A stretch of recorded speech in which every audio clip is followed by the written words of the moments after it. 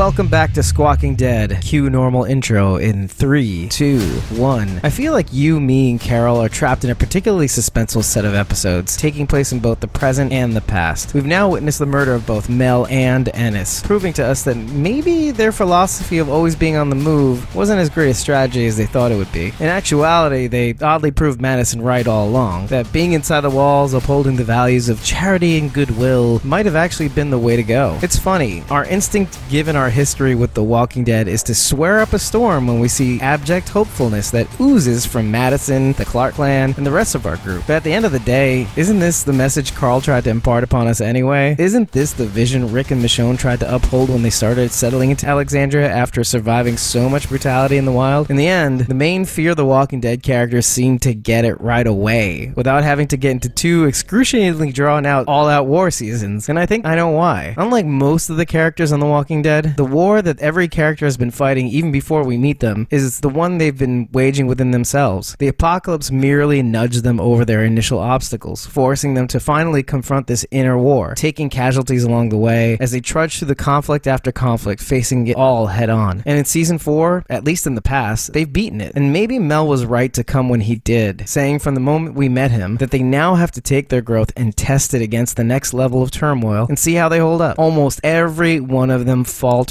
some more than most, but in the end, they find a way back. Even Madison, in this episode, slips, but realizes her mistakes and the beauty in her wrongness. Now, I know we don't see eye to eye on this, but that's why we're called Squawking Dead. We say our piece, sometimes meet in the middle, and ask tough questions, like we're about to ask soon.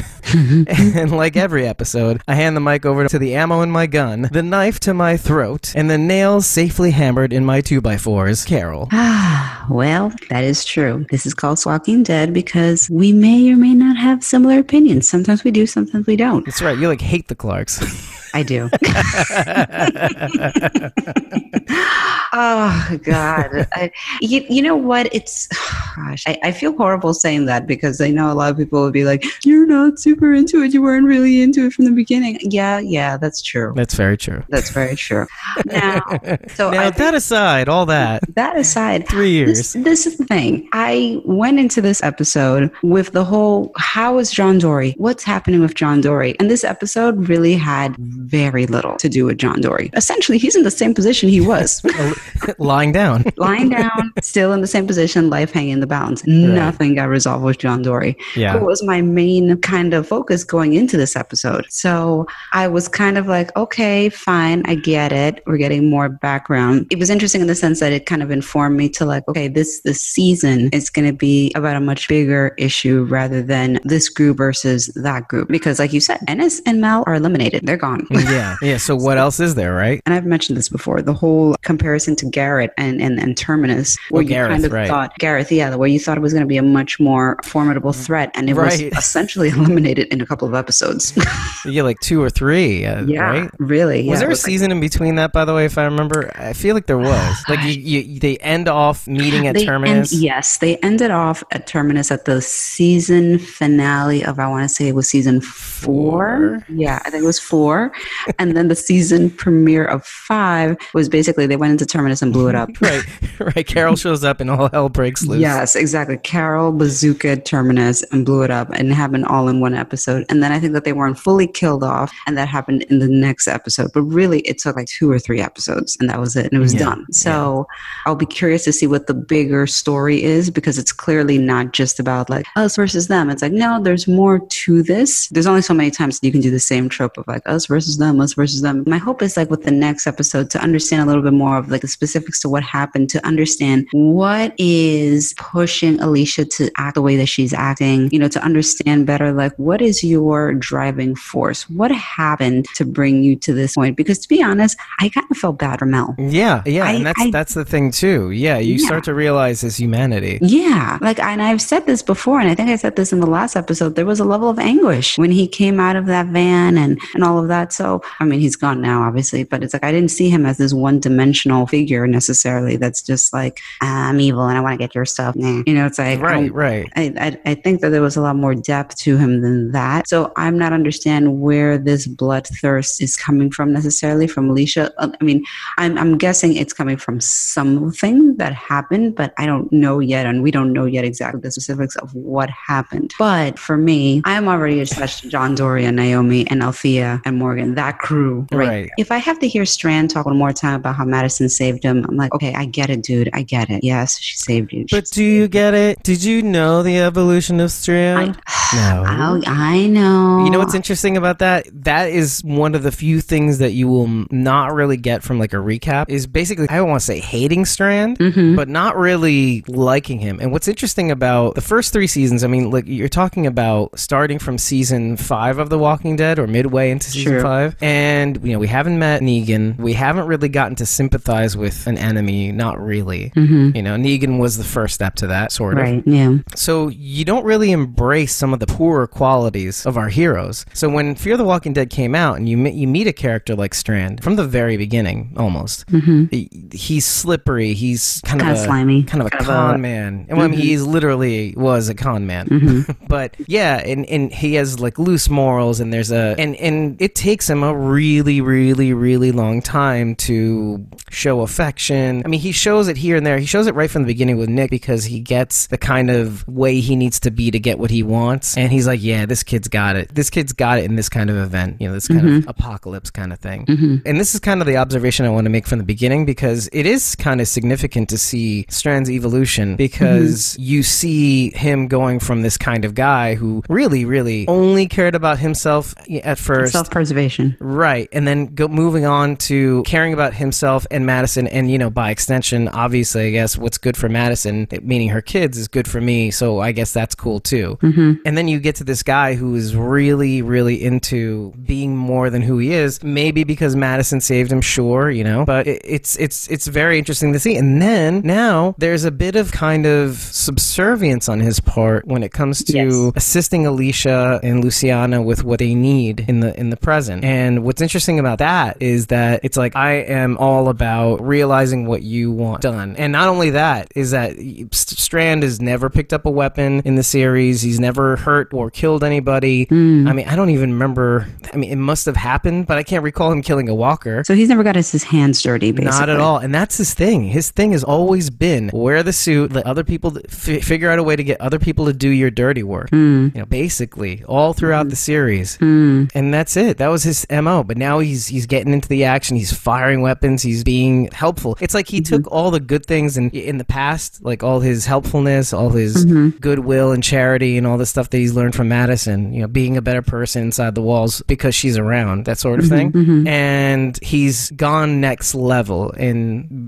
getting his hands dirty, you know, trusting himself to be a good person or whatever it is. But now he's doing this twisted thing of vengeance. Yeah. So I think the point that I really wanted to make with this was because we caught up to the world of The Walking Dead, you know, we started to like our protagonists a little less, seeing the kind of ugliness that they can get to. And we start sympathizing with people like Negan, let's say. And then all of a sudden, we actually kind of get Strand after all these years that this is the way you kind of need to be. And so when you see him, first of all, pack away that car, that getaway car, the backup contingency in case the walls of the stadium fell. But you and me were like, oh yeah, I get that. That makes sense. But if you took us 3 years ago, we'd be like, oh, what a villain, you know, what a shitty guy, that sort of thing. But we're conditioned a certain way. Yeah, so I agree. It's very interesting how we've changed, you know, and we've finally caught up to Strand. So there's a little element in us that can really get the series now. You know, we're finally at a point where we can get him. Yeah, no, I understand where you're coming from. And I guess maybe, I think it's hard because it's like they introduce these new characters that are so, again, like these over-the-top kind of caricatures that are just so darn likable. I wonder if the writers even knew that this was going to play out this way. Like the impact of these new characters. The impact of these new characters. I've been wondering about that myself. I wonder if they knew that the characters were going to take off the way they did, because John Dory has become like a fan favorite in very little episodes. He has accumulated quite a following. Yeah. Same thing with Naomi. Althea, not as much, but I don't think that there's been as much coverage of her in the show yet. So I think that's why. But these new characters have like really given the original characters a bit of a run for their money. Yeah. You know? So, and I don't know if that was something that they had considered. No, and I wonder because it's something like if I had Andrew Chambliss in the room and I had to ask him one question, I'd be like, did you know that this was going to have the effect that it was, introducing these characters? And I get it. They're kind of introducing these characters as a foil. I mean, I think most characters on Fear the Walking Dead are a foil for the main characters. It's kind of like something I said either the first or second episode, is that I feel like the most real people we will ever see on The Walking Dead or Fear the Walking Dead are the Clarks and maybe Strand, but and Luciana. They're like real people. They're as real as they get. And I feel like everything around them, from the apocalypse to the people that they meet, they're kind of ridiculous. And there's a quality to that too. Like they may be real, but they have kind of they have realer struggles. They have realer personalities. They react to things probably much in the way that we would,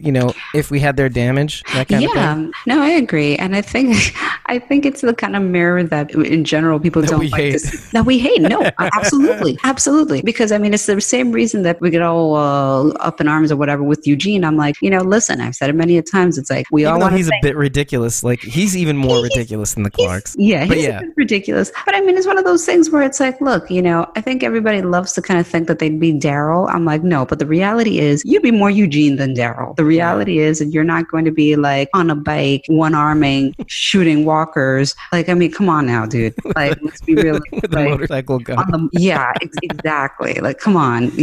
Listen, we'd all love to be cool like that, but yeah, I don't even know if Norman Reedus is cool like that. I know, you know what I think he is though. I don't know. I can always see him at home and on a couch with his reading glasses on. Do you know that him and Jeffrey Dean Morgan, they live upstate New York, not the Hudson Valley, like the Duchess? I think so. Yeah, like further up north, like or maybe like Ulster. That makes more sense to me. Yeah, because they have land and property, and they just like ride their motorcycles all around. I wonder if they're next door neighbors. No, they are. Oh, snap. Okay. They are. He bought property. I mean, it's not like tiny little suburbs, so it's like they're neighbors, but there's obviously store, They live in adjacent farms. Exactly, like adjacent farms. Jeffrey D. Morgan has like a 100-acre farm. They probably have drone security too. Oh, crazy. Yeah, no, but they like ride their bikes all around and whatever. So it's like, I think that really is who he is. The only difference between Daryl and Norman Reedus is that Norman Reedus, according to Jeffrey Dean Morgan in interviews he's done, he says, no, he is very talkative. Like, don't think that he's like on the show where he just grunts and snorts and doesn't talk. Like, he speaks.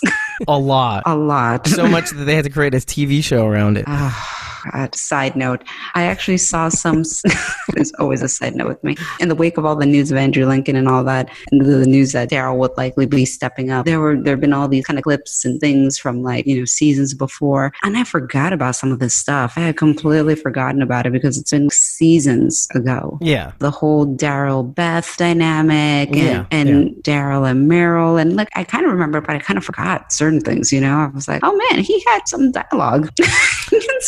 Well, yeah, that's the thing. You know what's interesting is that I feel like there should be a compilation out there of every time Daryl's spoken. And yeah, there's some dialogue, but I feel like it'll fill up only like a minute plus max.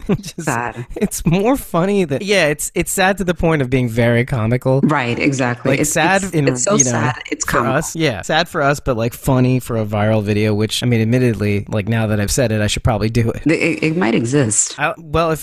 If it doesn't, I'll just make it. I have Amazon Prime. I have Fear the Walking Dead on demand. There you go. Let's do this. Let's make it happen. Yeah, no, gosh. But no, I mean, I think that the Clarks, like you said, it's a mirror to a more realistic portrayal of how the human element would react under these circumstances. Yeah. A lot closer, let's put it that way. A lot closer. No, for sure. A lot closer. But But yeah, there's something else to that too, though. Okay, I'm going to give you the scene that really nails it. Okay. Is after the firefight in the beginning, and they figure out, hey, where is the one place that they can take John Dory with any episode of Supplies, it's the three of them. You can see their three heads in a row. They're looking like, not determined and mean and whatever, but they're like very cold. Their faces are very cold and they're very dark. And like, yeah, I know the one place that they be, Strand says, sort of. And they head out, and it's watching them have this kind of, they look like Terminators. You know, they look T-1000s. We need to know what in the world happened to basically push these people to this point, because right now you're making me feel anguish and sympathize for who was supposed to be, you know, your villain. I actually felt bad for him being Alicia, because I'm like, I don't understand where your rage is coming from, especially because he warned you all. Yeah, why the rage, bruh? Why the rage? Yeah, like, I mean, he warned you all that his brother was coming and this is what was going to happen, and he basically, like, you know, ratted his brother out to you and gave you a running start, and you decided not to, and you have this rage towards him. But it seems like, I mean, in reality, he kind of wasn't really a major factor in all of this, you know. No, and his concern seemed a very legitimate emotional concern for Charlie. Charlie, how is she? Where is she? She's coming with me. She's always with me. And she, in turn, seemed to have a bond with him also. Yeah, you know? and we'll definitely get to that. But I think the one thing that I wanted to impart with the T-1000 comment is that, is that I think that you're supposed to be like, what the fuck? Right. I think that's intentional. I think in a way, the contrast between the past group and the present group is so night and day that you're supposed to be frustrated. You're supposed to be frazzled. You're supposed to, like, I don't know about to the point of not caring. I mean, I've been invested, so I kind of like, I'm more concerned than anything else. I'm like, if it was Morgan, this would be a pretty dark place, a dark and crazy place. I know I'm not right, but I'm not wrong, or whatever it is. That was such a great saying. I love that saying. So I print that out and put it in my cube at work. It should be one of those inspirational posters. But without Morgan, it'll be just like a waterfall. I know I'm not. It should have a head photo of Morgan. I know I'm not right. I'm not wrong. Oh God. Yeah. Or like not like the cat hanging from the wire. Exactly. Not the cat hanging from the wire, but Morgan. Yeah. Well, see, I was figuring just swap that out with like a landscape of the Himalayan mountains or something. That's what I'm thinking. And then it'll be signed on the bottom right, Morgan Jones. Morgan Jones. Sounds like an artist name. Anyway. It does, doesn't it? Morgan Jones. Yeah. Yeah. No, I'm glad I actually got that observation out about Strand, and I kind of wanted to address that right away, because there is something to the way he used to be, and yeah. But yeah, no, we will definitely get to Mel, because I want to explode that point eventually, because there's a turning point, and it's something that I suspected right from the beginning, but we'll get there. But yeah, I started watching the episode a little tiny bit late. Oh, so you didn't see the first scenes? So when I rewatched it, I finally saw the film. I'm like, wow, that's so cool. The flashbacks. The little completely silent flashback to them hanging out. How did you interpret that? Did you interpret it as his life flashing before his eyes or anything like that? Right. The last things you see before you die. Well, I didn't really think that. Do you think that he thought he would ever find her? That's really the thing. Good question. And so when he finally sees her, it's kind of like, you know. I think that he always had this idea that she was alive, but I think that when they found the weapon and Luciana was like, oh, well, you know, she didn't make it out, you know, his anguish and the way he reacted to that vulture that scavenged and pillaged that building. Oh, I call him Pinky. It's just so much easier than saying the guy that did the things with the teeth and his funny face. Good point, Pinky. That's Pinky. A good one. It's Pinky. And Inky and Dot. His anger towards him, though, made me feel like he kind of at that point was just more so looking for answers as to what happened. Right. He had kind of assumed that she was dead at that point. He was already kind of acting as if something had happened to her. Right. Not just kind of like, where is she? More like, what happened? Right. And should I be angry at you for what happened? Right. Exactly. So I think that he legitimately was surprised when she came out of the Range Rover, I think it was. Yeah, the Land Rover, right. I'll admit, even though there's a part of me that thought she was alive anyway, I mean, there was another part of me that was kind of like, I was okay. I'd be more sad if Madison was gone, but you know, I was ready. I was ready to see that she has not returned. I mean, I was ready for answers more than a body, you know, like a live body. I mean, I think it's a good point. I mean, I think that in my mind, subconsciously, I didn't think that she was dead just because I thought to myself, like, what a waste. What a waste of an A-lister. Yeah, exactly. Like what a an waste. A-minister or something. Yeah, it's like, this is essentially like an A-list actor, and you're eliminating them after 4 episodes? Like, come on, that's not a waste. So in my mind, and the same thing with John Dory, I just didn't feel like, okay, we're not going to waste and languish this character after 5 episodes. Yeah, I agree. You got to give him a season. Yeah, give him a season, man. Or like most of a season. Or like, again, if this was an unexpected success, it could be a situation like Daryl, where they did not anticipate his fan popularity taking off the way they did, and then they were like, all right, well, we'll keep him around. People love him. Yeah, I get that. Yeah, so who knows? But keep him around for a season. Jeez, I'm wondering though. Just like we want to ask the showrunners, did they think this was going to take off? I'm wondering if they're playing it by ear, the whole John Dory thing, whether or not he lives or dies. Because I feel like they can honestly extend this until, like, they could pull a Carl and not have his fate be revealed until they come back from mid-season break. Because, and here's my feeling, here's why I think that way, is that the underestimation, and then also, look, we've gone one whole entire episode from the time he's been shot. Yeah, the end of the episode beforehand. Yes. And this entire episode. And we know they're going to be at least maybe sort of dealing with him during this episode. Yeah. And we don't even know if he's going to live or not. So my prediction is that it's going to be, I don't... be a cliffhanger? You think that particular... You think that we'll address the Madison question, but the John Dory question might still be hanging? Yeah, I think it'd be indeterminate at best. At best, indeterminate. Like, they fixed the problem, but we don't know if he's going to make it. That sort of thing. But I will say one thing. In lieu of a resolution to John Dory's injuries, I do think they're finally going to get into Althea, because they've been ramping up this episode for that. Even last episode, like little bits and pieces that get you to kind of forget about her in a way. Like, she's kind of in the background. Yeah. But then every now and again, there'll be something, and I'm like... Because she wants to stay in the background, but she can't. Yeah, well, yeah, but there's something to that. And some of that was revealed today. Yeah, today. Revealed in this episode, basically. In this episode, yeah. Let's pretend that we just watched it today. Oh, yeah, it's Sunday. That'd be nice. I'd like to have that one back. God, that'd be nice. Yeah. And so what I thought about the scenes, the silent scenes that he was flashing back to with Laura, was I actually thought it was more of disbelief, first of all, that he actually found her. All these feelings rushing back in. And then obviously, the scenes don't last that long. It's like 15 seconds, maybe, something like that. Very fleeting. Yeah. Fleeting, but it's poignant. Yeah, it really hits you in the feels. Yeah, as you would say. Because I tried to write down which ones they were. It was like them in a rowboat, them eating dinner, them fishing, playing Scrabble. Just peaceful, calm, and a silent affection there. Yeah. Without it being overt. The best I can boil it down to is kind of like him thinking, okay, I know she's alive. If it's my time to go, let me just leave myself with these last loving memories. Right. Because I know she's alive and she's probably safe. Probably. I don't know. Okay. Maybe. Maybe. she has a chance.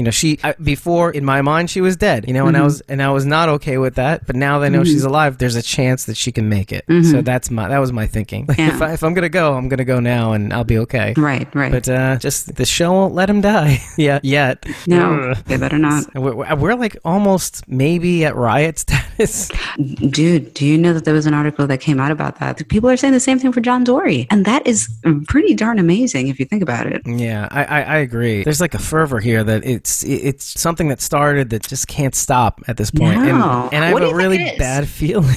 Oh my God. Well, I tell you, it's exactly what I said in the beginning of the season. It's game theory, man. I mean, it's a specific component to it, but it's the whole, withholding of reward. Why do you think people like him so much? Well, I like him, but I'm just asking just in general. It's the same way we like slot machines. I mean, we like the jackpot. That's really what it is. Because, see, I tried to qualify it a couple of episodes ago. Now, when you think of John Dory, do you think the same way that you think of Daryl, or do you think somebody would think this? And that's the thing. Do you think of John Dory as like this sexy, like I really want to be with him kind of character, or do you just really he's everything that we want to be? Yeah, that's more basically what it is. Yeah, we want to aspire to be like that. Yeah, we want to. That's honestly been my ideal. What he is? He's everything. And when I see, you're gonna say what I was gonna say, but go ahead. Are we gonna say like? Oh, you go ahead. Like to me, this is what Morgan and Rick's relationship should have been. This is the right fit for Morgan. When I see John Dory and Morgan's interaction, I juxtapose that against Morgan and Rick's last moments in that bar slaughtering people. Oh my God. No, but you know what I mean? Yeah. It does not superimpose well. It does not. It's not. And at one And you compare that to the first season where he that's was... what I'm saying. Yeah. Like, when you think back to who Rick used to be. I'll check in on you. I would be checking in on you in the evenings on the walkie-talkie just to let you know where we are and guide you. I feel like him being with John Dory is giving him a chance to have that relationship that he once had with this person who once was. This person who was basically living for his family, for his wife, for his son. It wasn't about him. It was not about him. Right. You know? And that's the thing. What was clever... That was selflessness. Yeah.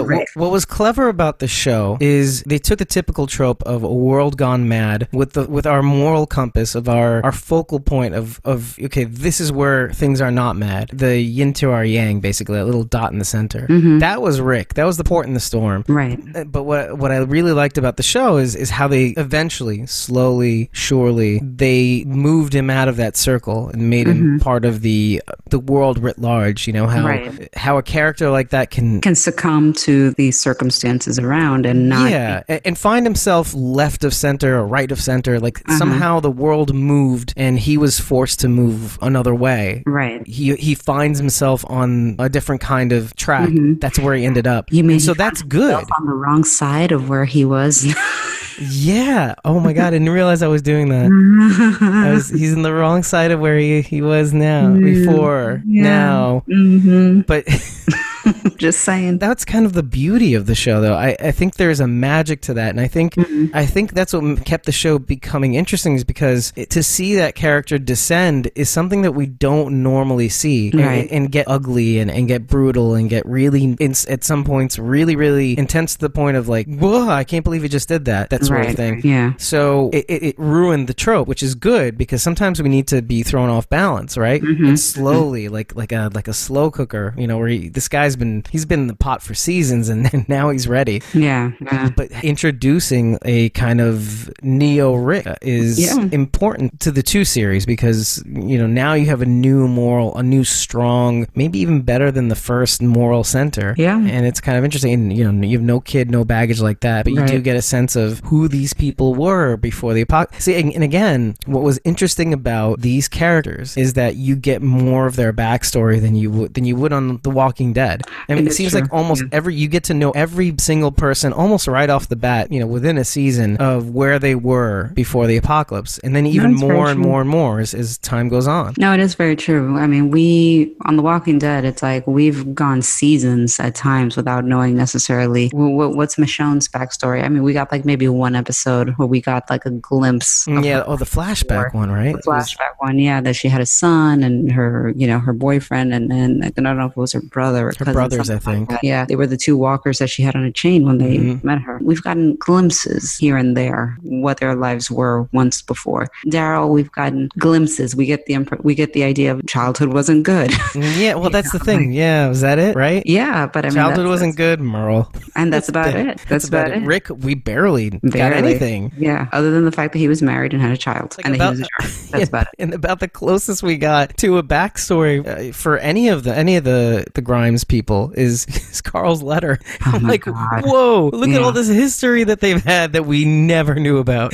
No, exactly. Meanwhile, with like John Dory, we know he was a cop, and he also performed at like these shows. How he, and it's like he's been around for 5 episodes, and we have all this background on him, and we've actually grown like affectionate towards him or protective towards his character. Yeah, and maybe that's the intention of The Walking Dead too. Is The Walking Dead really was maybe supposed to be centered on the now characters rather than who they were, So this way we don't get wrapped up with who they were. This is the new them. And with Fear the Walking Dead, the old them stays with them a lot longer than is comfortable almost. And in fact, what's very interesting about this concept is, I'm going to bring it to this point, is that, Mel in his last fit before Madison is kicking him out of the stadium. And again, I know we'll have to backtrack and say how he got there, but he says, you're trying to be people that are extinct. He says this before he goes, and it echoes. It just makes people shudder because it's everything that we almost think is hokey about this new Madison and this new group and how they want to be charitable and take people in and save people and bring them inside the walls and provide for them and take care of each other. It just fissures in their logic, and like you kind of want to agree with him. So powerful. Yeah. So after Alicia pulls a Han Solo, because obviously she shot first. Yes. A firefight breaks out, and you see 3 people versus all these stormtroopers who can't seem to hit them. They have all these vultures with all these guns. You'd think they'd be able to take them out. Nope. But she's determined. Her thing is she's being shot at. She's trying to shoot at other people, but she's got her stank eye on Naomi. She's like trying to get her. Yeah. Yeah, and you're wondering, and even Strand's like wondering, okay, dude, there's more of them. Why are you so focused on Naomi? That's my thing. I'm just like, I don't, I'm sure we'll get more insight to it, but I just don't know where this rage comes to direct towards her. Right. She was not a catalyst of all this from what we're seeing, based on what we saw of the episode and where we left off with Madison and the horde of what I assume are going to be flaming walkers. Yeah, charred walkers. Pretty damn cool, I gotta say. Who doesn't like Texas barbecue, right? But yeah, it's crazy, right? Like I think what the show was trying to do though was they were trying to establish that Naomi and her had the thing at the water park, and it was a little tense at moments, but they also had her removing the glass from her arm, and I think there's a part of Alicia that kind of wanted her as a friend, and it just missed the mark or something, and then this thing happened, and now she hates the F out of her. Yeah, there's history there, so I understand, where the anger to an extent is coming from, but it's like, is it reasonable? Yeah, I mean, we're missing so much. I mean, that's the thing. That's why I use my intro like in the beginning. It's kind of like we're stuck in the middle right now. It's really frustrating where there's these really tense moments happening in the past and in the present, and we have to wait till the next episode. Yeah. And it's just so frustrating. And then add to that, the cherry on top is our darling Dory has been incapacitated for so long. I know. So our darling Dory. Darling Dory. That's a good yeah. Mojo and the darling Dory. I do like Mojo. That's a good one. Yeah. Right after that, Morgan is standing over John Dory, and Naomi's there, and he's like affirming now, as maybe signaling to us that he's John's friend. Yeah, he flat out said it. I'm his friend. Yeah, this is my guy. So you can trust me, and I know he loves you. So I know you're gonna come back with those medical supplies. Yeah, you are the Laura, and she definitely tries to. She tries to go get to the truck to get these supplies, but Mel is getting into the truck to basically get away. He isn't even trying to kill them and anything like that. He's just trying to get away. Yeah, and he realizes this mistake. Right. Like, he's pinned down behind his own bus, and he's just like, and Pinky's going to him, I thought you said we could take him. Yeah. Nope. I just kind of like that scene for some reason, because it's so weird. It's so weird to see what we would normally see is, the villain. We think our expectations are Negan-esque, but it just falls short. Because you know why? Again, it's the same thing. Mel is a more humanized version of a quote-unquote villain, just like the Clarks are a more humanized version of like our Walking Dead characters. Our Walking Dead characters are our Walking Dead heroes, and they very much are heroes. And then our Walking Dead villains are very much our villains. Whereas in Fear the Walking Dead, it is not so hero-villain, because they're fairly quote-unquote normal people. You know what I mean? Yeah. So even though the rest of the world's a little more ridiculous, it's not even that far off. It's just sort of right or left of center. Yeah. Not so that's not the governor. Like, no, that's what I mean. Like the governor, he turned evil, EVIL. Yeah, the Terminus for eating people. Negan and the Saviors. Like, I mean, it's how just grandiose. Like we had these larger than life villains that were very much about the bravado and like, governor showed up in a fucking tank. Like, Jesus Christ. You know what I mean? Yeah. It's like, let's not forget that. And meanwhile, these guys are like, I thought we could take them. Nope, time to peace out.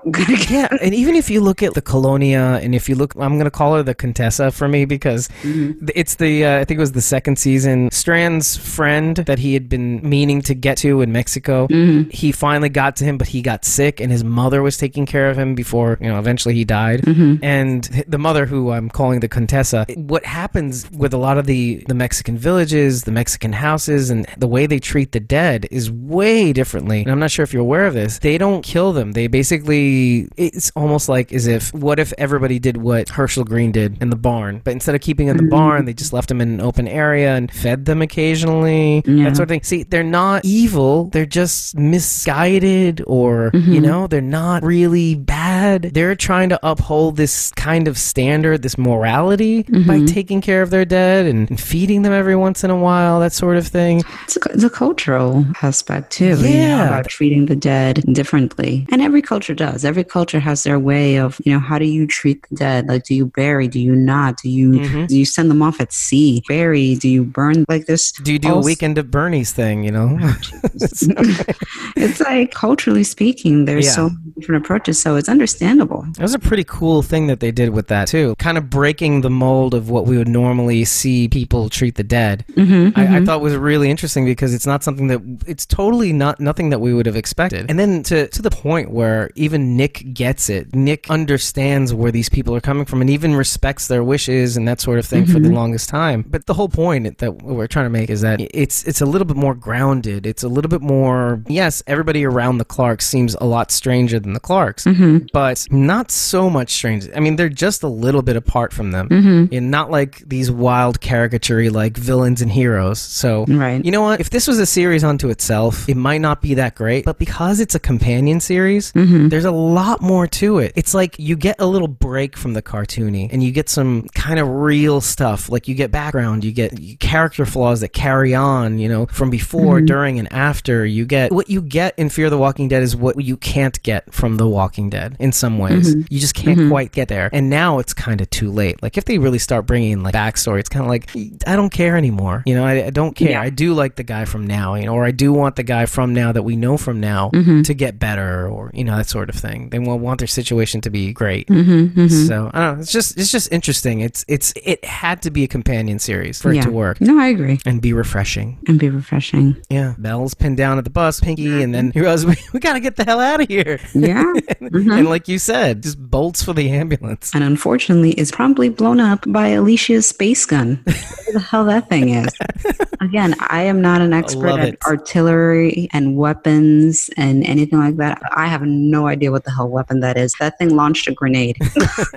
Well, they do exist. And you know what's very interesting about that? A couple days ago, I must have followed, I think, either the set coordinator or designer, and he featured the guy that actually makes sure the actual weapons were authentic. And to the point, to the point where, and they mentioned something of that on Talking Dead. Coleman Domingo was basically saying, we actually had to go for live artillery training because we needed to know how it felt in our hands and as we shouldered the weapons and so on. And then the guy that creates the weapons that they get to use, he makes sure that the weight is the same. You know what? That is very interesting. Do you know if they use, with the weapons, if they use blanks or if it's like post-production, they add in the actual kind of shots and effects or whatever? I will tell you that there was a lot of criticism for Walking Dead in terms of the firefights in recent years, because back when they were at the prison, they did a lot more of what you're describing in terms of trying to keep the authenticity to the artillery that they're using,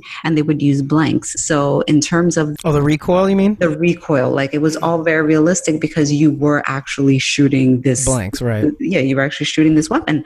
My understanding is that in recent years they don't do that anymore. I did not know that. That they do post-production and kind of add in the effects, and because of that, a lot of people say that it's not very realistic. The whole stormtrooper sort of thing, where it's sort of like just all this, and it's like it's just a little bit of a stretch.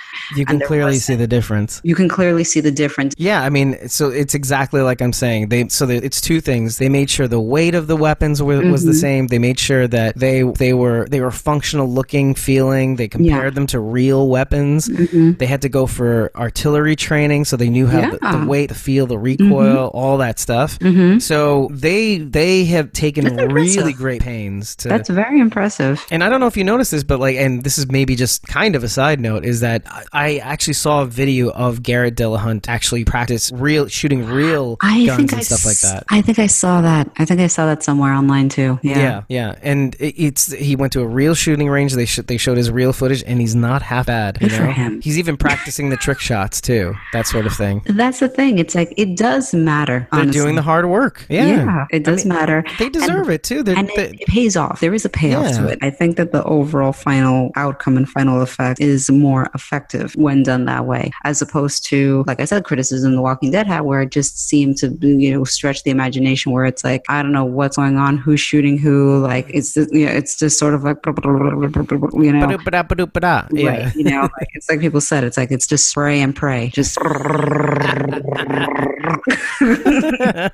yeah. I mean, we've been praying for 2 seasons. Oh my god! Like my knees hurt. Oh Jesus! Anyway, yeah. So anyway, back to what's going on. So there you go. Space gun blows up, and Alicia sees Naomi on the floor. Right, and Naomi manages to, like, I don't know what she picked up, and that basically kind of like whacked her with it. Oh, it was like an old kind of fire extinguisher. That's what I thought. It looked like a fire extinguisher. Or it could have been. You know what it is? I can tell you what it was. Maybe it looked like it might have been a small oxygen canister from the ambulance. Maybe that makes more sense. I would have bought fire extinguisher too, because it had that shape. It looked like it, but I wasn't quite. But it was silver. But the oxygen tank would have made sense considering it was an ambulance. Yeah, exactly. So the dialogue goes like this. So Alicia's like, we gave you a home, right? Something like that. Like Naomi's like, no, I wasn't. It's not what you think. Yeah. She says, yeah, we gave you a home and you took it, and boom. Mm-hmm. Like, all right, girl. Yeah. Bye. Yeah. So I actually want to skip from that, because I know we've been skipping around just a little bit, but let's skip right from that straight to Alicia's interaction with Mel. Okay. Because as they're about to go follow Dory and crew at the stadium, they see Mel from the corner of their eye and be like, oh, snap, this guy's still alive. Mm-hmm. So Alicia's like, I got this. Mm-hmm. And she walks up to him, and the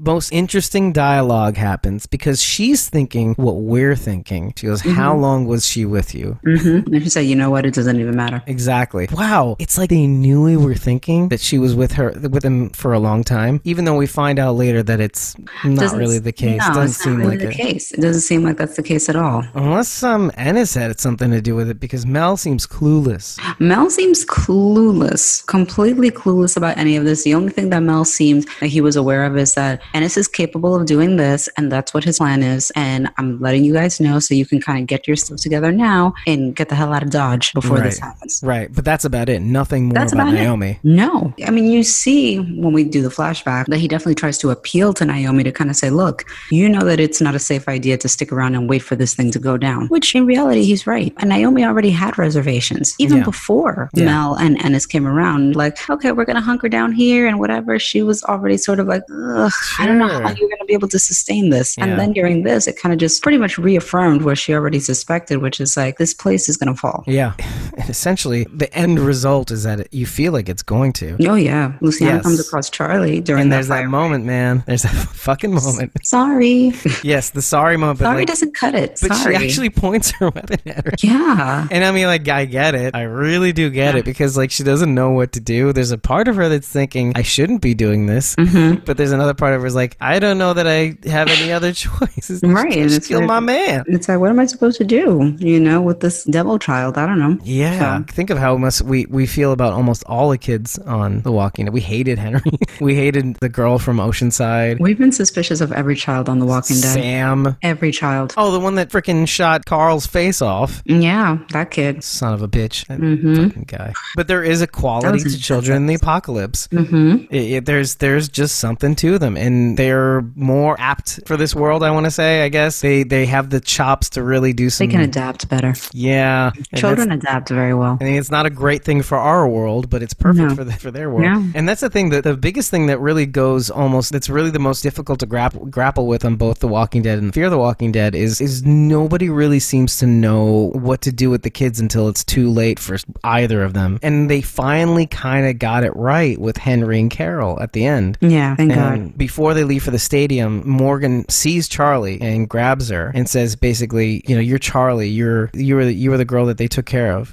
Don't go back there. Mel is not in good shape. He's probably dead. You don't want to see that. And he basically is like, we're going to keep you safe. This is what it comes down to. You know, you need to have a safe spot. And I feel like this is going to be a chance for Morgan to do it right, to do it what Carol got to do with Henry, kind of rewrite some wrongs. He's doing it right with John Dory. He's being his friend. There's something there between them, and they can have this sort of relationship. And I think maybe in a way, I think something might happen with him and Charlie, where in the sense where he can have an honest kind of let her be who she's going to be as a kid in the apocalypse, give her that breathing room to be that person, and then also at the same time got her back. So I want to see that go somewhere. I mean, and obviously she's going to be used as like a linchpin for maybe getting them back. Right. Alicia, Strand, and Luciana back. Sal. Oh, that's interesting. I didn't think of that. I know, right? Or ALS. No. Sal. Sal. Sal. Such a New York, Brooklyn, Bronx. I talked to my cousin Sal yesterday. And Luciana right after that kills Pinky. Right after the Charlie scene. Yep, right there. And that gives Charlie the opportunity to kind of run off. So it turns back and she's gone. But we see that Morgan does appeal to Althea, who's filming everything. Right, exactly. She basically is kind of on the outskirts, and we see that she's filming everything. And he's like, listen, we need to get John to the stadium, because basically we end up finding out from Naomi that the place to go to for the medical supplies now would need to be the stadium. Because 50 miles is way too far a distance. Yeah, apparently. Yeah. So. And Althea's reticent. She's like, I'm not part of the story. And he's like, look, you're going to let an innocent man just kind of die? Yeah, your story is almost over. And, this good man does not need to die right now. Yeah, exactly. And it finally kind of appeals to her, and she, it's like, all right. So they all load up and get in, and she like turns her missiles on Alicia, right? That's right. She backs down. They're That's like, right. all right. It's like, no, man, you're not going to win this fight against a freaking SWAT tank. I can't even call it a SWAT vehicle. It's like a SWAT tank. Yeah. Well, yeah. And I think she kind of references that in the next episode. Yeah, she does. Yeah. Like a tank inside a bank vault or something. Yeah. I mean, pretty much. It's a good description. That's about right. Yeah, but then something funny happens right after. What I thought was interesting about this scene is that, Alicia does back down. And I feel like she almost does it and realizes that maybe she could have had a moment where while they were bringing them in, the guns were still pointing in that general direction. So she could have probably just killed them and ended herself. So I thought for a second, like, maybe she's realizing that her beef isn't with John Dory. But then they shoot at the vehicle, the armored vehicle. Exactly. As they're pulling away, they're just errant shots at the vehicle. Yeah. Just like, stop, girl. Stop. Girl, stop. Girl, you're just wasting bullets. Wasting bullets. What a waste. Your mom wouldn't be proud. Oh, no. Yeah, wasting that ammo. Your mom would be, why are you wasting bullets? And so on that note, then we go into the past. That's right. Yes. The scene of hope. Planting the crops at the stadium. Crops, everybody helping, that sort of thing. You could smell the hope in the air. Yes, there's hope. And there's color again. That's how we know we're in the past. Yeah. You get to breathe a little sigh of relief. All right. So Nick is approaching Madison, and Madison's being really honest, and she basically echoes the same thing that he echoed to her a couple episodes back about how she even admits she feels like she's a better person inside rather than outside. Right. And I thought that was really cool. She's already been kind of pretty honest, but still cavalier about what she wants to do in life, what she wants to do with people. But she still is real. She even admits here that Nick asks her, did you ever give up hope? Did you ever think we weren't going to make it? Yeah, many times. Yeah, like a lot. A lot, yeah. Not like I let you see me sweat, but... No, she wouldn't let you know, but yeah, of course. She had her doubts, probably. Yeah, and then all of a sudden, right after their little chat... Knock, knock. Who's at the door? But Charlie. Oh, God. Again. Oh, Charlie.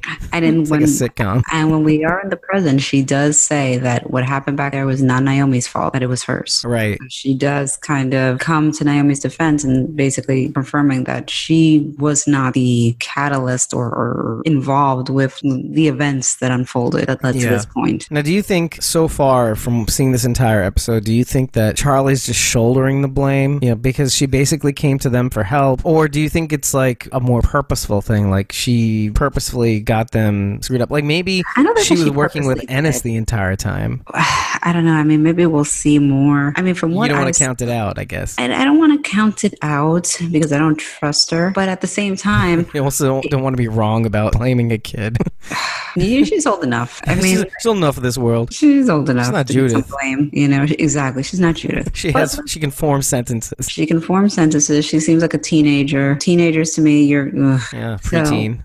The worst. Just older than Carl when we first met him. Yeah, exactly. I don't know if it is her fault just because of the fact that being a child and kind of making the decisions that she did kind of set the events in motion. But at the same time, I don't even know if I can say that, because if Ennis had already determined, based on what Mel said at the infirmary, that Ennis already decided if this place wasn't going to fall, he was going to make it fall, then it sounds like it was going to happen no matter what. It sounds like whether Charlie had came to their door asking for their help and bringing Mel in, it doesn't sound like it would have made a difference. Hey, here's another idea. Do you think that maybe Charlie had something to do with Mel crashing the bus to get... That's a very good point. Right, to get Mel to come inside the walls. Maybe that was the deterrent method, and having Mel and having Charlie within the walls might get Ennis to back off? Because depending on that answer is another question, right? I could see potentially her being in cahoots with Ennis, especially since she said, oh, Ennis wouldn't do that. I kind of like raised an eyebrow at that. I'm like,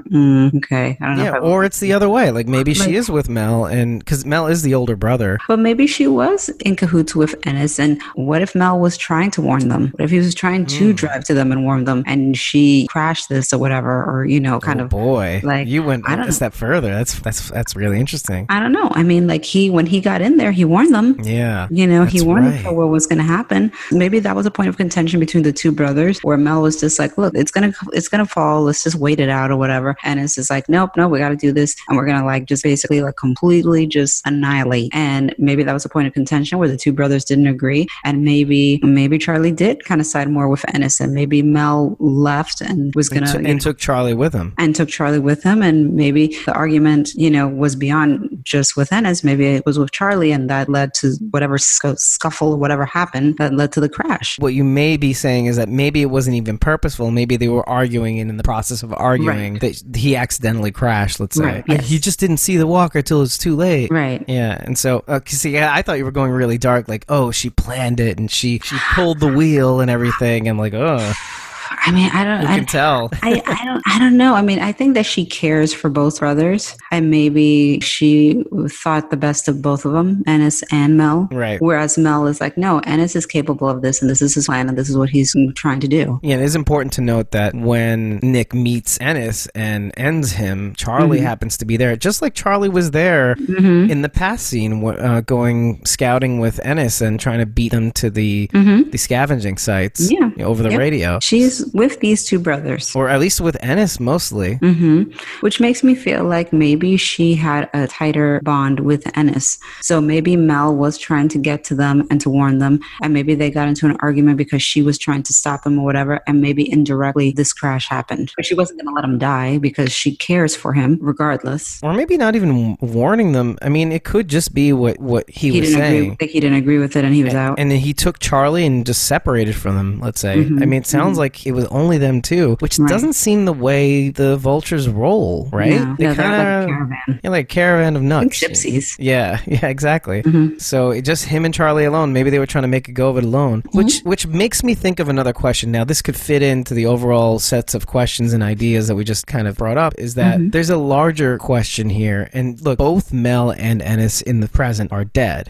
But I often wonder if Ennis had brought on the initial catastrophe that befell Mel, him, and his family. Do you know what I mean? Very possible. It makes me think that he has there's these machinations that he has. And maybe the whole roaming around thing was his idea, and Mel just kind of went along with it. Like, who's the older brother, right? I think that Ennis has no remorse, and he is out just looking for themselves, whereas I think Mel has a conscience to him. Right. He has the more philosophical kind of, this is what we do. We don't use weapons. We don't even use walkers. The reason why I even asked this question, there are some things that are said in the episode that we may get to, but things that were said in past episodes where Mel does bring up, the people in that town, they just needed to get the drip valve going in the silo, and the thing would not have exploded, and and that's kind of a shame. We warned them about it, but it makes me wonder if Ennis hadn't purposely done it, and Mel was none the wiser. It's a good point. You never know. Ennis might have been the one that was kind of hurrying up the demise of these communities, unbeknownst to Mel. It's very possible. Yeah. And which also begs another question, and that's, does Charlie even know? Because it seems as though Charlie was a remnant from either the town with the silo or, you know, another town which they waited out. Because he basically said, you know, that Charlie had told me that she watched her parents die, and then we scooped her up and took her with us because she had no family anymore. And it makes me think, like, wow, is she even aware that the vultures had killed her family, essentially? Yeah, I mean, it's a good question. Right? It's a good question. I don't know. That's what it makes it seem. Like, that's what Mel kind of made it seem in that one scene with Madison at the gate. Don't make Charlie have to relive that experience again. So, oh gosh, because you did it. Yeah. It's just so much on the table here right now. There's a lot of possibilities. So the decision to save Mel from the bus. Yes. Naomi basically examines him, you know, without moving him. I think she says that he had like a bruised lung, cracked ribs, and he wouldn't survive just leaving him there on his own. Right. And then like certain death. Yeah, and Madison makes the case to Nick. Nick had his objections. Yeah, he was very weary. Yeah, and she's like, you know, no one's gone till they're gone. Look what happened with Naomi. We lost Charlie, and we gained a Naomi, even though Naomi was hostile too. Yeah. And now we have a doctor, which led us to getting all these crops and supplies and rations. So, dude, I've been killing it. Yeah, exactly. No, I agree. And eventually, you know, they're like, all right, well, okay. She makes a good point, honestly. A lot of the moves that she's been making has been even though they've hit trouble, it's yielded long-term results. It's a tough effing goddamn road. Yeah. But yeah. By the way, the downfall of Mel's family, that whole thing, it really does say a lot about Mel's squirreliness, which I'm going to get into now, is like when they bring him back and he's handcuffed to the bed. What's interesting about moving into that scene is that we go from Alicia ending Mel right to the hospital bed in the past where he's staying in.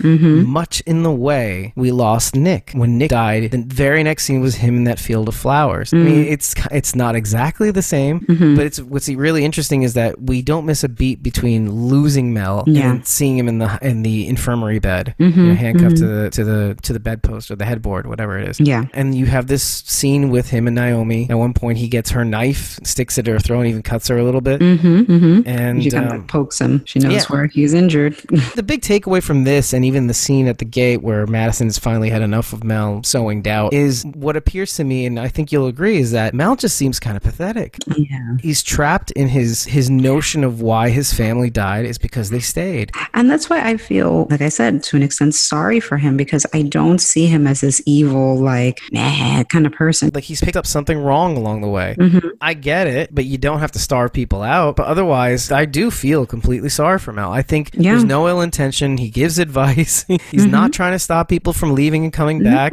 He's not. We'll beat you to the sites, but, you know, it's really kind of for your own good. I don't want to see you starve. Well, and plus, besides that, it's just like, you know, you snooze, you lose. Like, that's not anything necessarily crazy. Right. You know, everybody's trying to scavenge for what they need. Right. And it's not like they're committing violence. They're not, you know, there's like this distinct form of non-violence. Yeah. That caravan showing up at the end was the most ominous, scary thing to me because of the not knowing what the hell was going on. I mean, we knew obviously that they had walkers. I was thinking more of the ice cream truck than anything else because I knew it was in the caravan. No, but the ice cream truck too, but everything, the whole setup, the ice cream truck, what the hell that was about, then the caravans and them all set up. It was like, what is going on? It was pretty grand. But it was and it was no weapons. Right. And it was so scary. And you could tell they were too. They were just sort of like, although a lot of people criticize and they say it's like, you know, what are you doing standing around there? Shoot them. You know that they're not there for good reason. Well, I know that you've been doing the math though. Is that I know there are like over 2,000 walkers. I know. Jesus Christ, yeah. So it's kind of like you might need to save your bullets, you know? Because what if even one truck manages to get loose? It's too late already. It's already too late. So well, I kind of want to hammer home this point about Mel though. It's like every single move he makes. It's like you said, he was his main thing was to really get him and Charlie out of there. She does not need to be there. I do not need to be in the infirmary. We need to be not in a place. We need to be out. And especially with what Ennis has in mind, whatever it is, you know, he doesn't really know, but he knows that he wants to assist the situation. And, you know, maybe that's why their blowout was so big, is that maybe Mel had figured out, kind of like what we were saying before, is that maybe he's had a hand in every downfall. Like maybe what seemed to be particular happenstances, and maybe even the Weevils. Like maybe the Weevils Will's coming in and killing, that maybe had been a byproduct of Ennis. Yeah. And maybe Mel has just kind of been like, yeah, fortune's been favoring me. And my plan is really working of starving people out because something must be on my side. So he just seems very pathetic. Not much of a villain. Not really any. I mean, yeah, the knife to the throat, that's one thing, but right. But that's more out of desperation. Yeah, no, absolutely. That was just more of a desperation move to just kind of get out of his circumstances. Yeah, and foolhardily because he was roundly put down. One little poke to the ribs. Yeah. Oh, yeah. So there's the thing about Madison's hammer that I wanted to talk about. And it's something they talked about in Talking Dead. And it brought itself back to me in a flash is that the imagery of the hammer, it does kind of, it's like a callback to when Madison ended Troy. There's like this distinct relationship with the hammer. And, now she's using it as kind of like a means to transform things rather than destroy things. She's transforming a good act of building a home for Charlie, which became Naomi's home. And now she's using the parts from that home of love to reinforce the stadium walls. She's really just doubling down and tripling down on love. She's doing this careful, caring act of taking this thing down again and reinforcing the walls, like making sure like, no, we're not letting this happen. No, we'll handle it. We'll take care of these people. Yeah. Nothing's going to happen. It's kind of like that. It's like it's like Thor's hammer. It's like she's using these magic powers to kind of keep everybody safe. And it is almost supernatural. There's almost like, if I just believe in this hard enough, it'll work. So I just thought that was interesting. It's an interesting tidbit. Yeah, and then we did see that scene with Madison pointing the gun at Mel just before he's supposed to go. Like, no one's gone till they're gone. And nobody is really on Madison's side here. It's kind of like, what are you doing? Right, kind of like, you really think this is a good idea? Right, this is not you at all, basically. Like, you would be the one to keep him here, make him see the way. He's injured, clearly not going to make it, even though he's stacked, he's got all this stuff. Yeah, and that's the thing. The thing that I wanted to bring up, and this is the reason why I said that almost every single person here on the show, in spite of this new attitude, does kind of slip up a little bit. And Madison's slip up is the worst. Yeah. Is the worst out of all of them. She basically reverted into the mama bear that had wanted to protect her babies at all costs. Yeah. The one that we knew from the last few seasons. And I just think that's really interesting because I kind of knew it was coming. Did you? Yeah. It just felt like ever since the just in case car and all the little things I picked up from the last episode. Noticing that the two people died over a can of beans, like, oh wait, this could happen to my group. Seeing the just in case car at the FEMA camp, making sure Alicia does it seems a little out of character. It's like if you're putting everything into a wish and a promise, why would you have an escape contingency? Why would you embrace something that you would criticize Strand about? So you see these little things like Strand does make sense. Oh, I guess so. Like she's hedging her bets, in case something happens. For sure. It's kind of like what Strand says in that episode beforehand. The artifice crumbles and the curtain falls, that sort of thing. Like when backed into a corner. Yeah. And that's how she feels like when she sees Mel basically, first of all, attacking Naomi. Right. That's a bridge too far. And then sowing doubt. And yeah, everybody has doubts, but at the same time, everybody's on board. Yeah. And this kind of causes the group to act without her, or act in her name, maybe even. Saying, we got to get this Mel guy back because I think this may be something that she ends up regretting. Right. And if we don't do this, we're not living up to her ideals. Right. And Strand's on board. He gets it. He's like, yeah, I mean, after all, she saved me. This Mel guy's he's like a hill of beans compared to me. So why not him? Yeah, I was the worst. So why not Mel? Right. And that's why I brought it up. That's why I brought Strand up, that whole rant in the beginning, because it does make a difference. It does have a place, to compare the two and to save Mel. It's very important. Yeah, I see what you're saying. They finally get Mel, the Land Rover, and they just in time to see the convoy pass them by. They almost make it to the stadium before the convoy. I know, before the ice cream truck. They just missed them. Yeah, just missed. And which is really crappy because at the same time, just as they're pulling up, the ice cream truck comes along with the oil slick and kind of blocks the entrance with like a wall of fire at some point. But they're kind of stuck because they don't know if they move and they open the gate, will they try to crash the walkers in? And so they're kind of stuck in this position. They're kind of stuck in this position because they don't want to compromise the stadium. Which I get. Yeah, sure. You're really put in a really, really bad position. And it's Madison's babies. Out there. This is what she was trying to avoid. This is exactly what she was trying to avoid. Get inside the walls, you little shits.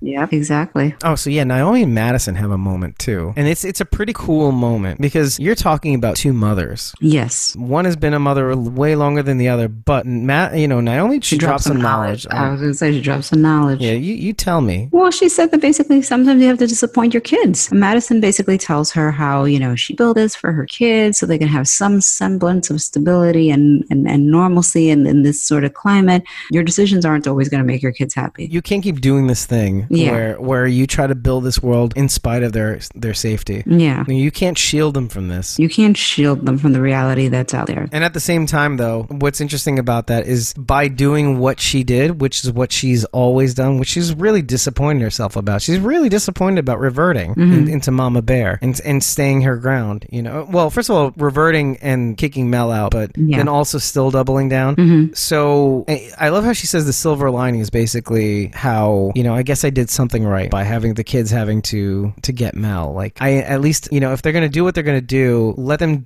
do it in the name of this positive promise, this goodwill, charity kind of kick that I've been on. Right. So I thought that was pretty cool. Do you think they should have just abandoned the stadium? Because it's a tough question when you think.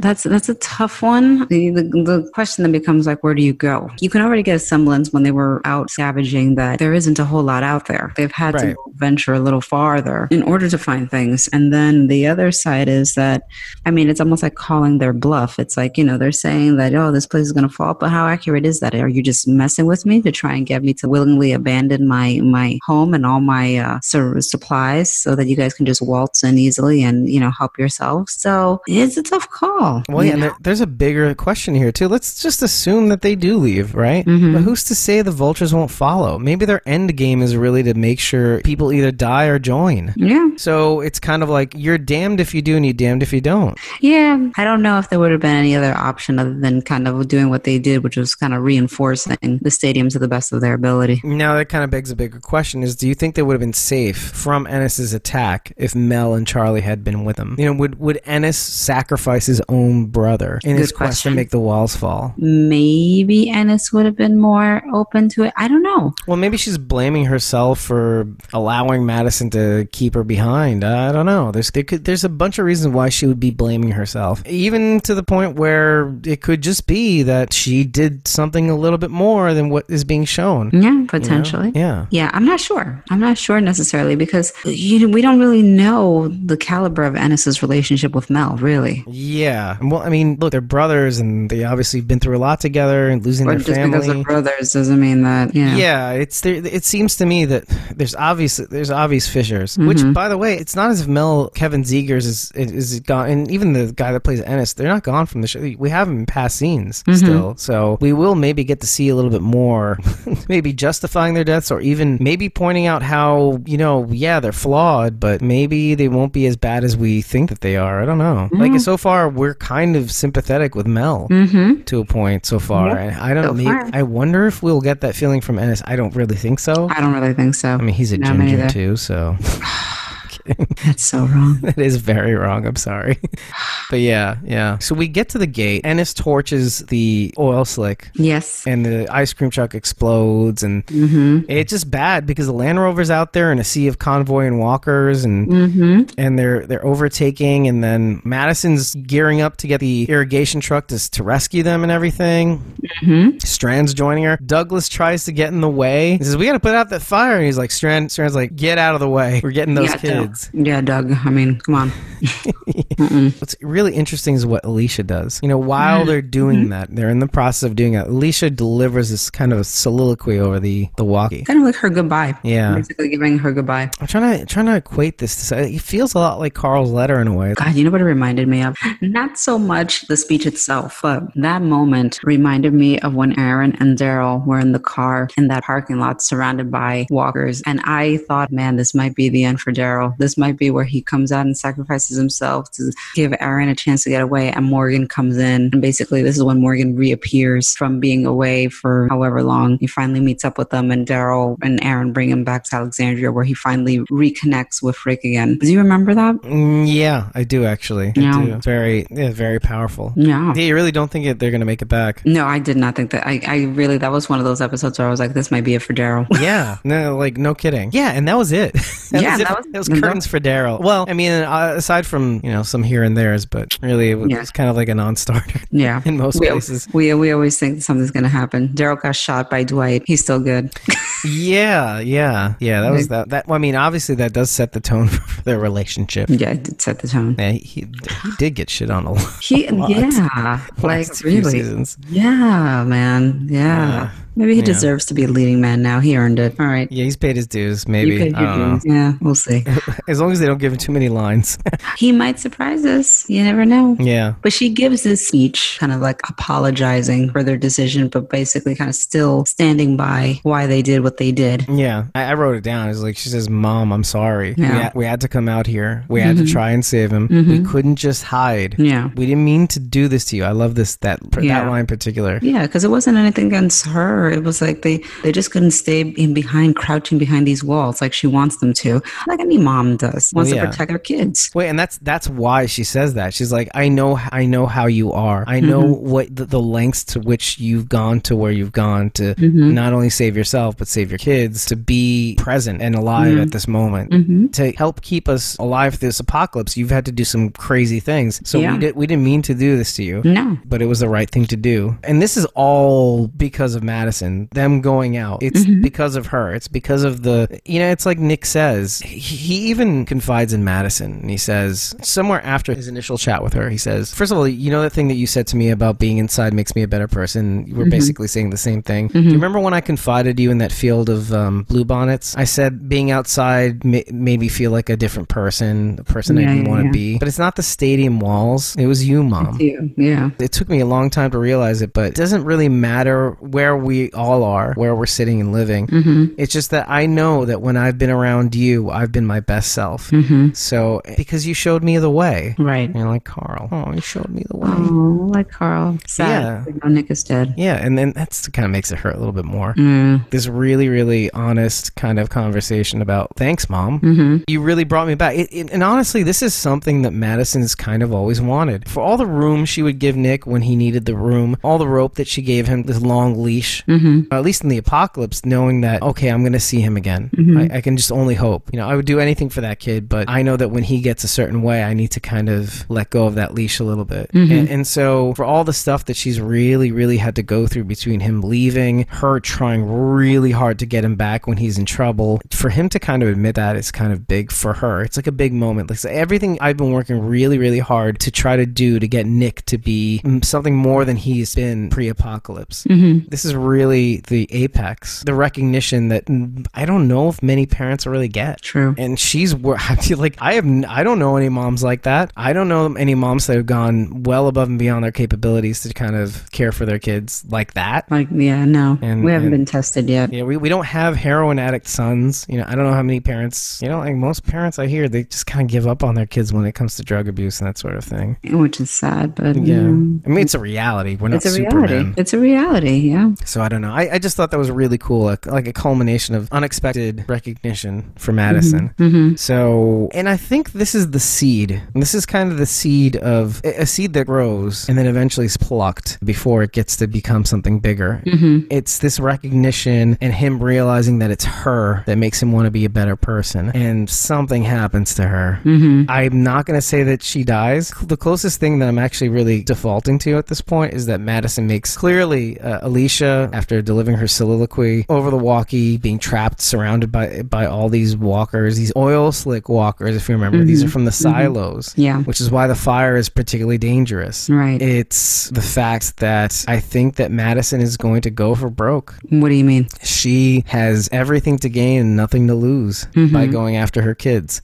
So there may be like some sort of self-sacrifice, something that she does. So you think that they really might kill her off? Well, that's the thing. I don't think it's going to be one of those murders, those gruesome murders, like Willie Tyler James or Glenn. No, I don't. But you think that like she might die in the name of the ultimate sacrifice? Yeah, like there was this one like shot in the sneak peeks that made me think, this is a close-up. This is her moment. And I think if it comes down to it, she will gladly lay down her life to make sure that her kids could have the potential for a full life. So I'm not saying I'd be mad at that, but I'm not happy about it. Again, it's kind of leading coming to the conclusion we all expect. It's like almost as if people are acting like I was saying before, people are acting like they're giving me a surprise party, but then finding out nobody planned the surprise party. That's really what they're kind of... My personal feeling is that we are marching to the conclusion that she does something along those lines. And because we are steadily marching towards that conclusion, I don't think that's going to happen. Yeah. Because it just seems like, okay, They built it up too much. They've built it up too much. This is what I logically assume we're walking towards. So I'm going to assume that you're going to flip the script on me, and it's not going to be that way because it's too easy to say, like, this is the direction that we're going in. Here we are in this moment. Yep, that's what happened. I have to imagine that it's more complicated than that. I have to. You know why? Because I'm conditioned to it at this point. No, well, yeah, there is that. I think we've been warned. We've been warned by Mel, and I think I said this in the last episode. It's that you never see the bad stuff coming. And I think here in this scenario, there may be something that we can't possibly account for that they're going to try and do that we won't see coming. To flip the script on us. Yeah, it's not about her living or dying. There's going to be something else. But he did say you don't really see the bad stuff. So he did say the bad stuff. So we don't know what the bad stuff is, but either way, we won't see it coming. So, Gosh. So after the soliloquy, actually, again, this imagery is so on point. Well, when they open the doors and she's just overwhelmed by the scene of fiery walkers. So I assume we see fiery walkers. We don't see it. We just see Madison's expression. Oh, well, there's that. But then right after that, it shoots us back to the present. Yes, and we see the burned out ice cream truck. Exactly. The imagery is so good. Just that it's in the foreground and they're coming in from the background. This is the remnants of what had happened. Yep. I just love it. I love the visuals. Yeah, it's very good. It's very good the way they've been shooting these kind of imageries, and we can connect it to the past. They've tied it together very well. Yeah. Naomi does mention is that the vultures barely scavenge the stadium. Which is kind of the thing that's so ridiculous about Ennis's plan. How much would you really be able to get from this place based on what you did? You know what I mean? If you're releasing 2,000 some odd walkers, fiery walkers on the stadium, yeah, you might eliminate them, but you're not even going to be able to get stuff anyhow. I have a theory. You have a theory? Okay. You know what my theory is? Okay. What's your theory? Ennis and Mel, they're related to Simon. Oh my God. Oh, God. I know. It's like peas in a pod, right? Yeah. I mean, the whole thing with Negan was that he just wanted, a couple of them to see the effects of what they've been planning. But Simon was all about, let's expunge them. And it's like, yeah, Ennis is like, you know what? But yeah, there is an element of, fuck these guys. Yeah. I'm going to get them no matter what. Right. It's overkill. It's overkill. I don't know if he overestimated, or maybe the things that Madison does in the next episode makes it be like, okay, if she didn't do that, it wouldn't be so bad. Maybe she's buried under rubble. Yeah, I mean, who knows? Who really knows? I tried to I need to look at the previews for next week, but Don't it's like, do that. No, I know, but I'm trying to kind of decipher, because the past is always in color and the present is in gray. And I could have sworn that a scene with her was in gray. So I'm like, if it's in gray, that means that she's in the present. You're saying okay. This is me just trying to do a little deep diving to understand. Wait a second, because she seemed like she was under something or on the floor. Yeah. Yeah. On So the I'm like, grass. I don't remember, but I could have sworn that was like a grayed out sort of, or, that kind of washed out sort of imagery, which makes me feel like, is that the present? We have all these planks of wood that you reinforce, or that you try to reinforce the stadium with. It's not beyond the realm of possibility that she very well could be holed up somewhere. Yeah, I guess so. You know what? Okay, that's what I'm putting money on. I'm putting money on that she's alive and under rubble. But do the kids know it? I don't think so. I think that they think that the same thing with Naomi. I think that they think that they didn't make it out. But here's the thing. How long has she been trapped under rubble? Well, that's the thing. I don't know how much time has passed since that happened. It's not clear how much time has necessarily passed before they came across them in that road. Yeah. Alicia and Strand and them. If it had just happened and they had gotten away, we don't know. There was a lot of people inside those walls that weren't limited. Just so my understanding, my thoughts are that maybe their bloodlust is limited to the people they lost. It's a lot of people and a lot to lose in the stadium. I could see it. It doesn't have to be Madison that dies, but the only thing that I'm sure of is that our group accosted Althea's van for a reason. They were looking for the vultures. No one else is to be found for many, many miles except for them, and they've been looking for them for a very long time. It begs the question. It seems like the vultures have been looking for them as well. Maybe. Perhaps, yeah. Especially looking for them after they killed Ennis. Yeah, no, for sure. And Charlie Carly told Mel about that. Yeah. Definitely. Things to ponder. Yeah, well, I mean, now we're at sneak peeks. We got quite a few flashes. Yes, lots of flashes. In the first scene, we have Madison saying, I've lost everything. I've got nothing left to lose. Mm-hmm. The questions we have is like, is she assuming that her kids are dead? Mm-hmm. Not just based on Alicia's last words, but, you know, they're covered in walkers and who knows. Yeah. And she has someone at gunpoint in the last flash. Yes. Like you said, she was on the grass pointing her gun upwards. Yeah. Yeah, and you're right. The color isn't very clear. It's not. So it makes me wonder, is that the past or the present? Maybe that's the flashpoint. It's like little in between that determines where we are. So, so there's a fire.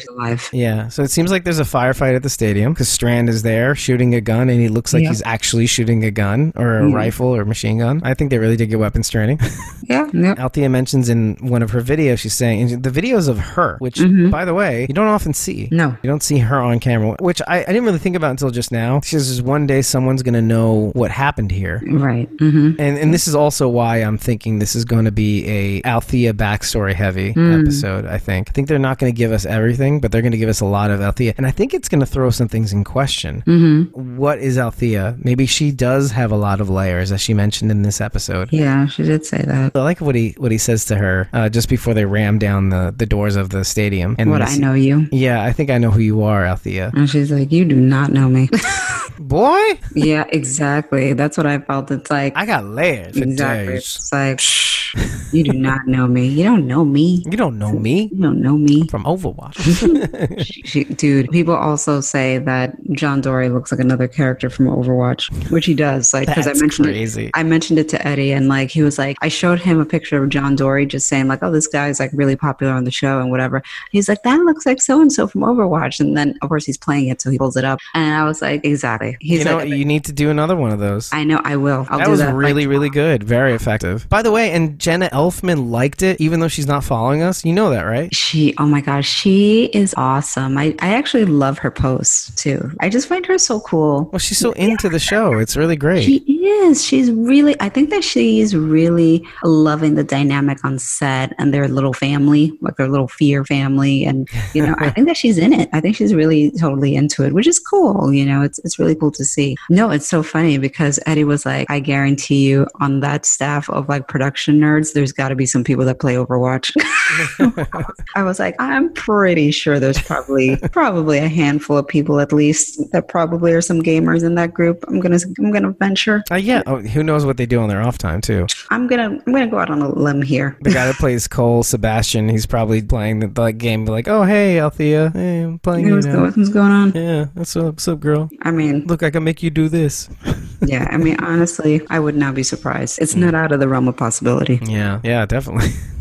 Oh, so one thing I did pick out in the flashbacks is that Althea actually has a weapon. She has a machine gun of some kind. Yeah, something like that. Yeah, and she's ducking behind, which means she's part of the firefight. She is participating. Yeah, in the stadium. You know, whatever's going on between. They're gonna have to. There's no way that SWAT vehicle, SWAT tank, whatever you want to call it, hashtag SWAT tank, is like surrounded or soon to be surrounded by all these charred walkers. So if they want to make it anywhere out of there and they want to try and get to those medical supplies, they're all going to have to jump into this. Although I wonder if you could just kind of blaze through them. You know, it's like you got a tank, essentially, practically a tank. You're talking about the walkers, or yeah, or also Alicia's.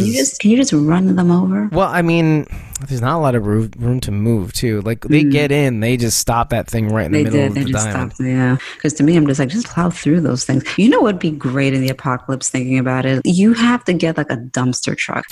Well, those things, I don't mess with those things. They first of all, they break in Brooklyn. They just like break traffic laws left and right. I don't know if this is a universal thing. And then the fact that they're just unstoppable. If they ram into you, they don't really damage their garbage truck. It's just you're done. No, that's what I'm saying. It's like how big your car is. Yeah, I want to say like sanitation workers of the apocalypse. Oh, and by the way, what did Daryl use to ram the sanctuary? A garbage truck. Boom. Yes, that's right. Boom. It was a garbage truck. You're right. Mic drop. That is true. So, I mean, you're right. You didn't know you were right, but you're right. No, but that is true. That is true. I forgot about that. Yeah, you are correct. Yeah, just plow through those things. You have a SWAT tank, and you have those like missiles that you like pointed at Alicia. Just point them at us. the turrets. Yeah, just If they had missiles, it'd be a little too close. I know. It'd be a little too Blow close. up everything. Yeah, I'm not an expert at firearms. What are those? Finger blasters? What? What's a finger blaster? What are those things? It goes pew pew. Yeah, sure. Oh, God, sorry. From New York, I bleed blue. I don't know anything about firearms. Girl. Anything. Been No. in a drive-by? I mean, I haven't. I know nothing. I pretend like I have. I know nothing, Jon Snow. Nothing. So they're in the diamond, and it looks like Alicia does bump into Morgan. I'm just here trying to help my friend. So there is a confrontation with Morgan. So far they have not drawn swords, as it were. So every time they've run into each other, if you think about it, he'd been stuck with Nick, and he did that sweet thing on his grave. It seems as they had been close. Alicia had seen that. So this confrontation with Morgan is going to be pretty telling. It's going to be like the yardstick of how far Alicia's willing to go. How far down the rabbit hole has she gone? Yeah. And, depending on what the outcome is of that confrontation it's going to set the tone for the rest of the season, I think. Yeah. Yeah. I'm in it. Yeah, man. And then you will see Mel. Mel is in the past. He seems to have made it out of the stadium with Charlie, who seems to be crying. So that's interesting. How does he get the Land Rover from Alicia and Nick, right? Why is Charlie crying? I mean, they're surrounded by walkers, and yet everything seems to be intact. Right. Yeah. So, wow. I wonder what How happens. did they get those out of that jam? Yeah, that complete jam. Alicia's holding a box of some kind and screaming at Al. Right.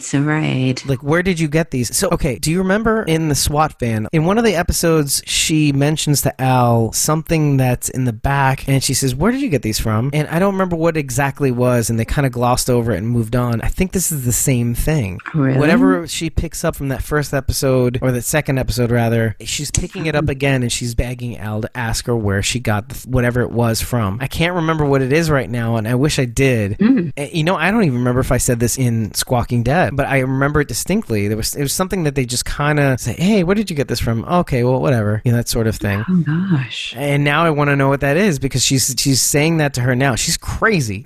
She's emphatic. She is livid. Yeah. Acting is on point, by the way, in that scene, in that little tiny clip. Looks like Madison is barring the doors to the stadium with something. So that seems like, and she's basically saying there are people out there who need me, which means you don't talk to your kids like that. So who is she talking about? Maybe she means to just the rest of the people there. Maybe they fled or something? Yeah, I would imagine chaos ensued. That's interesting. I have to imagine. Well, maybe Cole got them to safety. Because I'd gotten a little... Cole's a goner. Yeah, that's my instinct too. But then, I'm thinking to myself, well, obviously he's a goner because he's, Cole. Yeah. Yeah. But maybe, again, the switcheroo, maybe they did something. Maybe maybe Cole managed to get them away in one of the vulture wagons or something. I don't know. I have a lot of questions. Yeah, me too. This thing is built like a tank in a bank vault. It's exactly... The door falls off. I did recall that. Yeah, and the door falls off. And it's like, I like that little bit of comic relief that we got from the first episode. Yeah. A little bit from Laura, like platypus. And so all these little things. The Walking Dead also has these little bits of comic relief, or has had it. And, rarely, but they have moments. And it's refreshing. It's kind of like, okay, yeah, we need that. We need that sometimes. We need that levity. Yeah. It's fitting that it's Maggie too, like Maggie Grace. I like her. And so the bigger sneak peek that we get from Talking Dead is really, it's like Althea warns the SWAT van passengers that the turrets are about to fire, hold your ears. And John tells Morgan not to go out there because he got him into this. We're talking about the beginning of the season. It's like, I kept insisting you join me, and I got you in trouble, and now you're stuck with me. And Morgan says, nah, you got me out of something. Yeah. Basically out of his funk. Yeah, he did. Oh, I'm so glad that they're pals. Mojo for life. Mojo for life. Yep. Yeah. No, Naomi wants to come with, but John is meekly protesting, and he's saying, don't make me come looking for you. You better come back. The turrets clear the path. Morgan and Naomi jump out. And I love how that shot is framed too, because it's from the perspective of the stadium, I guess, entrance onto the diamond, onto the baseball field. So it's like not like a full widescreen screen almost. Mm-hmm. You know, it's like a 4x3. It's like old television screen. I thought that was kind of interesting shot. Mm-hmm. But yeah, and that's really it. And there you have it. Well, the one thing about this episode was that there was just, for me, there was really just some key things I wanted to drill down on, and it was just mostly the whole the Mel Ennis thing, Madison's philosophy versus the Vulture philosophy, the Vultures themselves being not bad guys. There's just some key things. I mean, Strand, really. I did want to drill down into Strand a little because I think it needed to be before we see this new Strand that's more involved and more evolved. But there wasn't really much to deconstruct. It's because a lot of this is action. A lot of this is high-paced. It's intense. There's like little character breaks where you get some really good exposition, but some like little discoveries here and there. But this episode was pretty cut and dry. It's what we wanted more of. We needed more story. We need more links. But now we're in this like intensity sandwich right now, and it's got to play itself out. It's got to. You know, I just can't. I can't handle it. No. Any Walking Dead news? We do not necessarily, since Andrew Lincoln's departure news. That was like the big bombshell. Although I will say that I do, for me personally, I don't know if it's an indicator of something or not, but, you know, I follow Christian Serratos, who's Rosita on the show. And I think she's on vacation and she's posting all these pictures, you know, swimming, modeling, whatever. So I'm like, are you not filming with everybody? Oh, well, yeah. You know, that's usually sort of like, wait. Why aren't you on set with everybody else? You know, so I wonder if that is any sort of indication of a fate of her character, which would fall in line with what happens in the comics, unfortunately. Snap. But, you know, we do see that Rick is filming, or Andrew Lincoln's filming. So Andrew Lincoln is there, Tara's there, Jesus has been spotted, Jada's, Ezekiel, a lot of them are there, but she is kind of not. Yeah. So maybe there is a mass slaughter, but maybe it's not many, if any, of what are going to be the main characters of season 9. Right. I don't know. I mean, it could be Christian nothing. Serratos. It could be nothing, but it just kind of is a little odd to me because everybody else is kind of on set and posting pictures. They're in Georgia. Yeah. Yeah. And she is not. That is a good point, man. See, always inquisitive nature of me. That's just who I am. Yeah. This is who I am, man. This is who I am. And it's funny, like, I don't really like many of her photos. It's because, like, it's... No, because... I don't really have a connection to that. No, exactly. But it's like, it was an interesting thing that I just kind of noticed. I'm like, well, wait, you know, you're here, and you're posting all these pictures of you here, but everybody else is here. Yeah. So, Yeah, that's very interesting. Now I'm going to keep my eyes open. Although I do wonder about Tom Payne because, you know, the guy plays Jesus. I have seen pictures of him on set, though. Oh, you have? Okay. I have. I've seen him in like the group on horseback and all of that. So he's been there. Well, I know he's working on other projects too at the same time, with like one with his brother in particular. So there's like an iffiness to his presence and the way he's been taking certain shots. I don't know. I know I have thoughts, but I'm not 100% certain. Just because now you got me thinking, like, okay, maybe I should be paying attention. Conspiracy theory, just saying. Keep your eyes peeled. Could mean something, could mean nothing. But and you guys keep your eyes peeled too. Always. We need your help. And you should subscribe to our YouTube channel. Yes. I haven't really begged you guys in 10 or so episodes, but we need your help. I will. I'll beg. You know, well, I mean, yeah, but we have to do it more frequently than we have been. To beg more. We have to beg more frequently. We have to beg more. We have to get on our knees and stop the praying and start the begging. Yeah. We're done with the praying. That shit's over. So, with that, everybody, I think it's time that we get our mid-season finale on Sunday. We will leave you with that, and we will talk to you afterwards, calm you down, talk you through the moments. I think I need you to talk me through these moments, Carol, and I think we're going to be fine. It's going to be great. Hey, we've gotten through worse. We got through Glenn. Yes, we have. Yes, we have. And yes, we can. And yes, we can. Yep. With that, everybody, we will see you later. See you next time. Bye, guys.